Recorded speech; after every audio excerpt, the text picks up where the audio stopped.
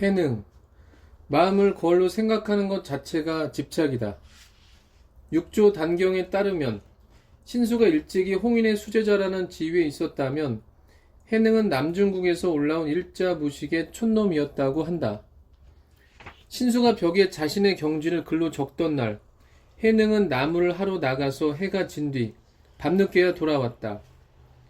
신수가 자신의 경지를 피력하는 글을 썼다는 이야기를 듣고 해능은 동료 스님에게 벽에 쓴 글귀를 읽어달라고 요청했다. 해능은 글을 전혀 몰랐기 때문이다. 동료 스님이 읊은 신수의 글을 듣자마자 해능은 웃으면서 동료 스님에게 신수 글 옆에 다음과 같은 자신의 글을 써달라고 부탁했다. 이 글은 남종선의 정신을 상징하는 글이자 남종선의 입장에서는 제5조 홍인이 자신의 가사와 밥그릇을 해능에게 넘겨주도록 만든 결정적인 계기였다. 보리는 본래 나무가 아니며 맑은 거울에는 틀이 없다. 본래 아무것도 없는데 어디에 먼지가 모이겠는가. 6조 단경에서 그가 쓴 글을 읽어보면 우리는 마음에 대한 신수와 해능의 입장 차이를 어렵지 않게 확인할 수 있다. 신수가 마음을 청동 거울과 같은 자족적인 실체로 이해했다면 해능은 마음을 실체적인 것으로 생각하지 않았기 때문이다. 마음을 실체적인 것으로 이해한다는 것은 마음에는 불변하는 본질이 있는 것으로 사유한다는 것을 의미한다. 사실 이것은 시타르타나 나가르주나가 그렇게도 해체하려고 노력했던 불변하는 자아이론의 변형된 모습에 지나지 않는 것이었다. 이 때문에 사실 해능의 비판은 그리 놀랍거나 새로울 것도 없는 것이라고 할 수 있다.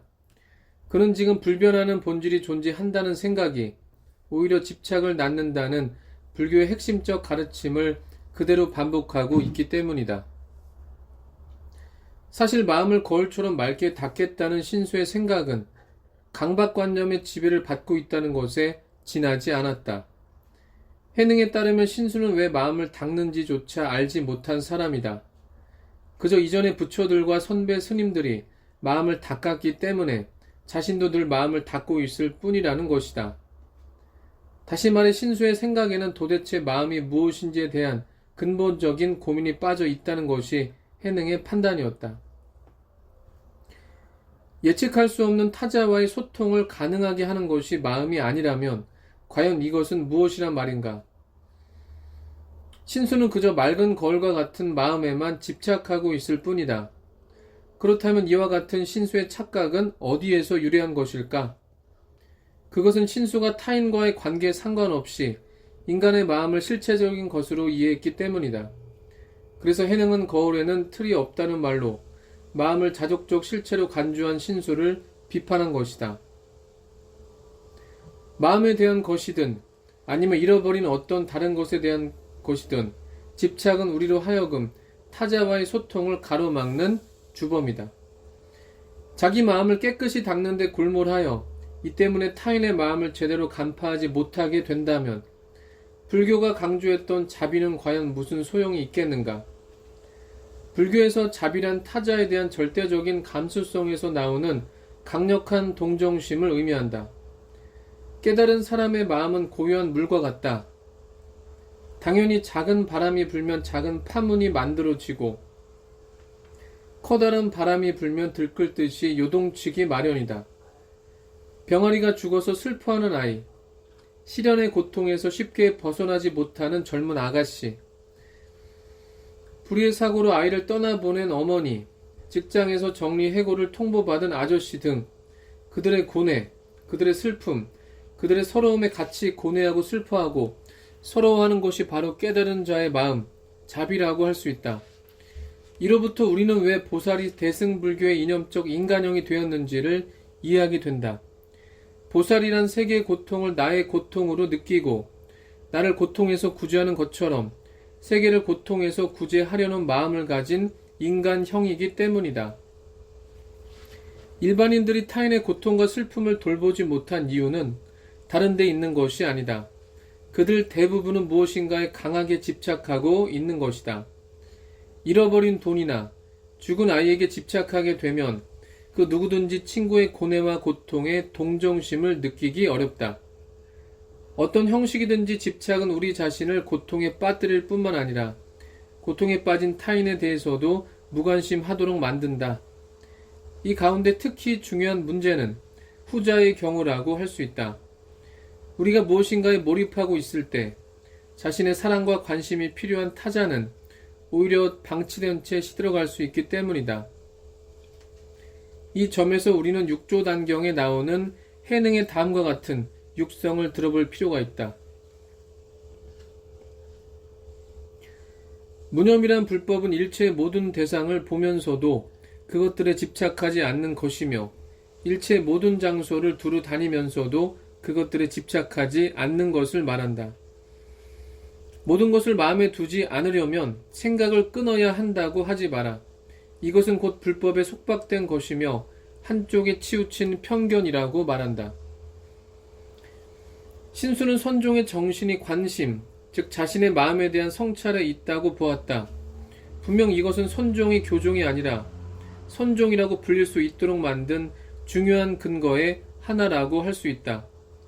깨달은 자의 마음을 맑은 거울에 비유했던 신수는 우리의 고통이 이 거울에 비친 하나의 이미지에 대한 편집증적인 집착에서 발생한다고 보았다. 그래서 신수는 마치 때가 묻은 거울을 닦듯 무언가에 집착하는 마음을 닦아서 원래 맑고 깨끗한 상태로 되돌려 놓으려고 한다.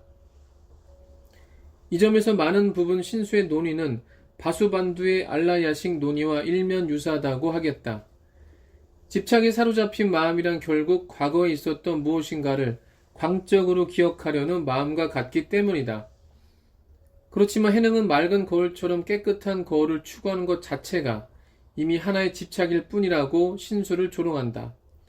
그래서 해능의 입장에는 결국 공하다고 본 나그르나주의 역설을 연상시키는 매력이 있다.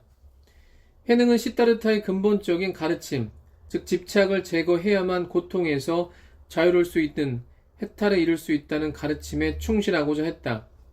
그 집착의 대상이 무엇이든지 간에 집착은 고통을 낳을 수밖에 없는 법이다. 이 점에서 보면 마음의 집착이 생기지 않을까 노심초사하는 그 생각 자체도 오히려 또 하나의 집착이며 고통을 낳는 주범일 수 있다. 거울은 항상 더러울 수밖에 없다는 것이 해능의 생각이었다. 물론 해능이 말한 더러움은 거울이 사과와 만나면 사과를 비추고 오렌지와 만나면 오렌지를 비추기에 발생하는 결과이다. 그런데 여기서 바로 사유의 반전이 일어난다. 거울이 문제를 일으키는 것은 오렌지와 만날 때 사과의 이미지를 지키려고 하거나 혹은 사과와 만날 때 오렌지의 이미지를 지키려고 할 때뿐이다. 따라서 거울로서 마음을 닦는다는 것은 오직 구체적인 타자와 만날 때 바로 그 순간에 이루어질 수밖에 없다. 해능이 일체의 모든 대상을 보면서도 그것들에 집착하지 않는 무념의 공부를 강조했던 것도 이런 이유에서 쓸 것이다. 선불교와 관련된 사족 하나만 더 달도록 하자. 선불교 하면 화두를 생각하지만 이런 관례는 당제국 때가 아닌 송제국 시절에 만들어진 것이다. 송제국의 대가 만든 간화선 전통이 바로 그것이다. 당제국 시절의 선사들은 불린 문자와 견성 성불의 정신으로 참선을 통해 자신의 내면에 있는 불성을 개화하려는 데 진력했다면 송제국 시절 선사들은 역대 조사들의 일화를 화두로 삼아 그 깨달음의 의의를 지각하는 데 힘을 썼다. 전자를 묵조선이라고 부른다면 후자가 바로 간화선이다. 간화선의 전통에 따라 조사들의 에피소드를 묶어서 만든 벽암록이나 무문간이란 책이 등장하게 된 것도 이런 이유에서이다. 벽암록에는 100개의 에피소드가 수록되어 있다면 그 뒤에 출간된 무문간에는 48개의 에피소드가 수록되어 있다. 화두를 살펴보는 선이란 의미의 간화선은 바로 이런 에피소드들을 추첨하는 것을 강조하게 된다. 예를 하나 들어보자. 어느 스님이 무엇이 달마 대사가 서쪽에서 온 뜻인가요? 라고 묻자 조주 스님이 대답했다. 뜰 앞에 잣나무. 무문관에서.